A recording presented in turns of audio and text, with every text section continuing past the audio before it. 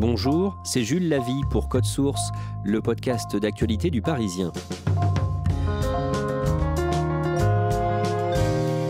Magali Blandin, 42 ans, a été tuée à Montfort-sur-Meux, en Ille-et-Vilaine, le 11 février, par son mari, qui a reconnu les faits. Quelques mois plus tôt, de son propre aveu, l'homme avait demandé à des connaissances d'éliminer son épouse et il avait réclamé de l'argent à ses parents pour financer ce projet. Code Source revient sur cette affaire aujourd'hui avec Zoé Lovresse du service police-justice du Parisien.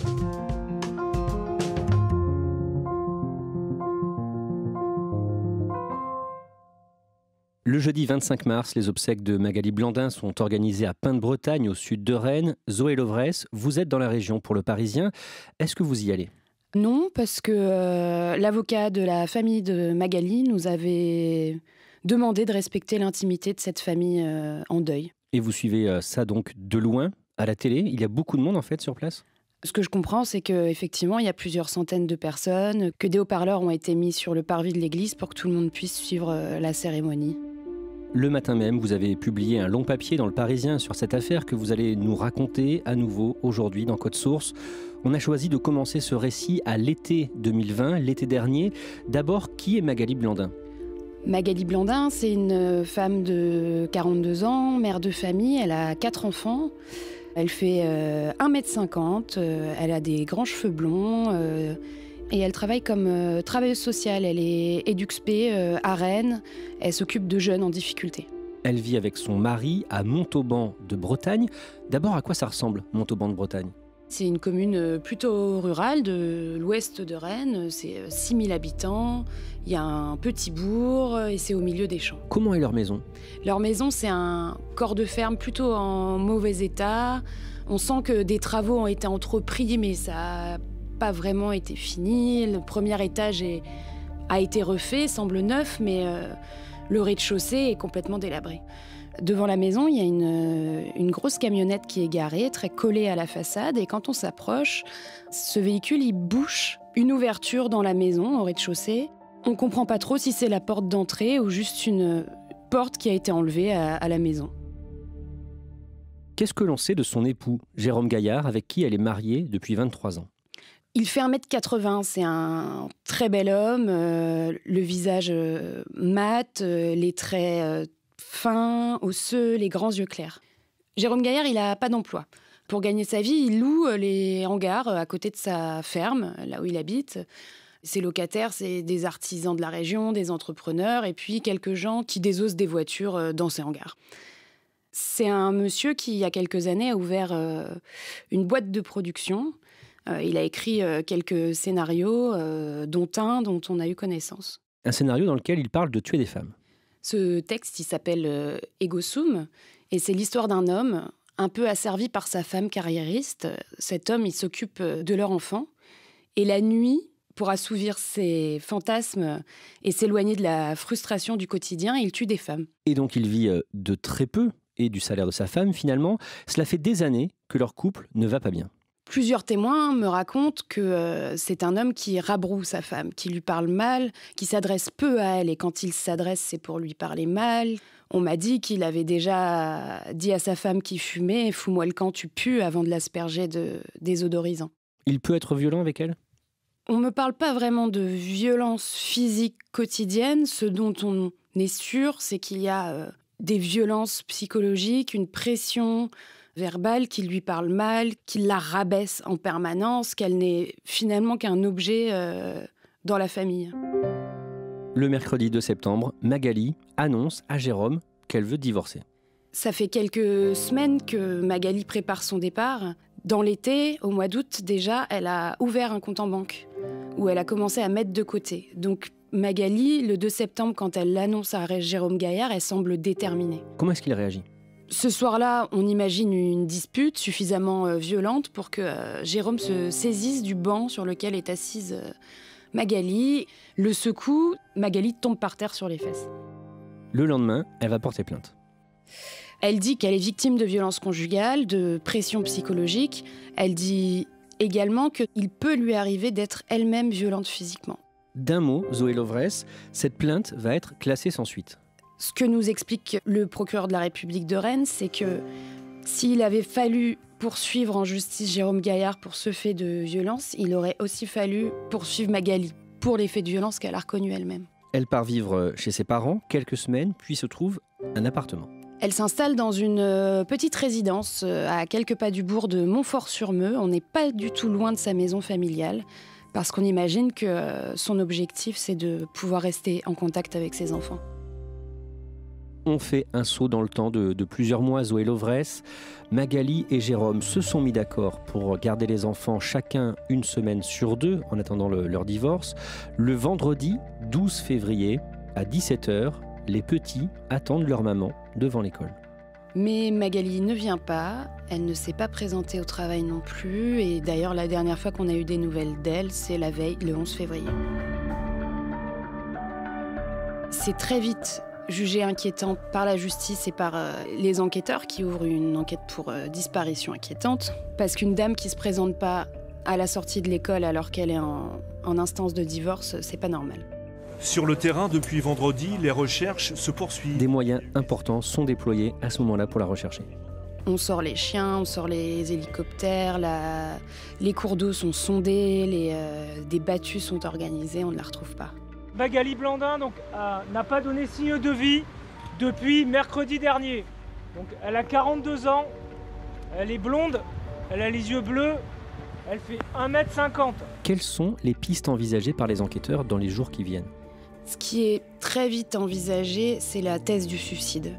Magali Blandin, elle ne va pas bien. Ses aînés ont fait savoir à la justice qu'ils ne voulaient peut-être pas vivre avec leur mère.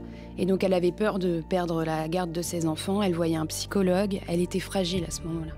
Et les enquêteurs travaillent donc aussi, dans un premier temps, sur l'hypothèse d'un suicide de Magali Blandin. Quelles sont les autres pistes ? Comme dans toute disparition de femme, et particulièrement quand il y a un contexte de séparation, le mari de Magali, Jérôme Gaillard, est dans le viseur. Le vendredi 19 février, son futur ex-mari, Jérôme Gaillard, va chez les gendarmes pour déposer plainte. Il a été cambriolé. Jérôme avait quitté sa maison de Montauban à cause de la pression médiatique. Il s'installe chez ses parents et il revient à sa maison de Montauban pour récupérer des habits. Il trouve la porte fracturée, mais rien ne lui a été volé. Voilà ce qu'il dit aux gendarmes. 2 semaines plus tard, le 4 mars, il va voir le juge d'instruction en charge du dossier de la disparition de sa femme à Rennes pour lui dire quoi ? Il se présente au magistrat avec son avocat et il dit « Je me fais menacer, des gens me mettent la pression, j'ai peur, on me fait chanter. » Qui le fait chanter, selon lui ?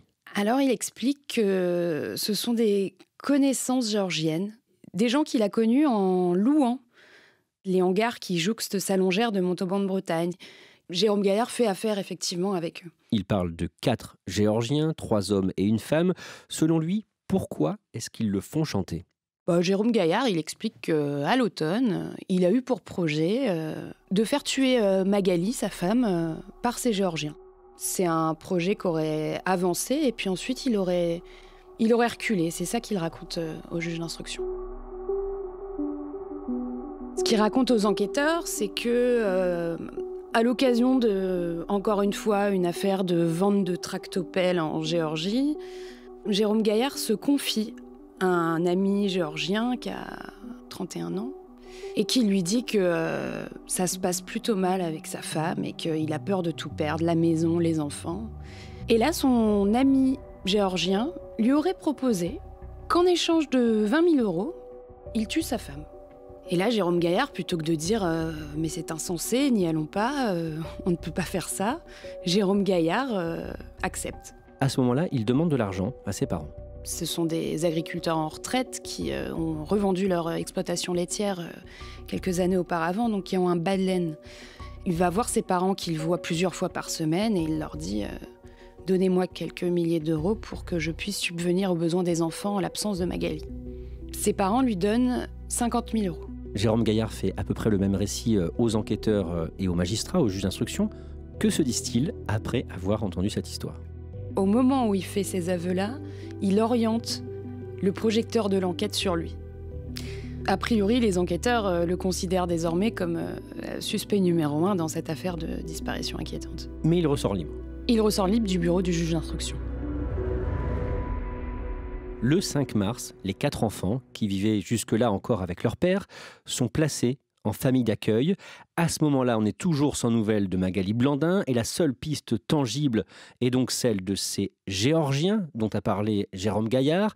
Quelques jours plus tard, le dimanche 14 mars, une opération de gendarmerie est organisée pour les arrêter. Ce jour-là, on organise une fausse remise de rançon. Les Géorgiens se présentent à un rendez-vous sur le parking d'un supermarché de Rennes et à la place de Jérôme Gaillard, c'est le GIGN qui débarque et les Géorgiens sont arrêtés. Que disent les suspects géorgiens pendant leur garde à vue ? Ils sont plutôt prolixes en garde à vue. Ils racontent qu'effectivement, ils se sont entendus avec Jérôme Gaillard pour qu'il leur verse 20 000 € en l'échange du meurtre de sa femme. Ils racontent en revanche qu'ils n'ont pas poursuivi avec ce plan-là et qu'ils ont disparu avec l'argent. Que Jérôme Gaillard a été escroqué dans cette histoire. Et ils l'ont enregistré à un moment où il parlait de faire tuer sa femme ?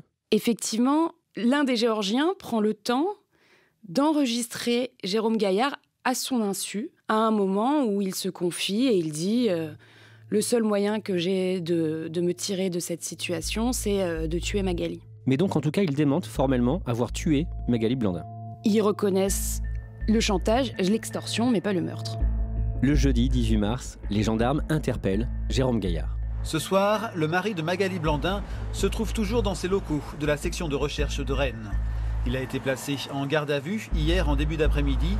Quel est le lien entre cet homme et la disparition de sa femme le 11 février dernier? C'est ce que les enquêteurs doivent déterminer.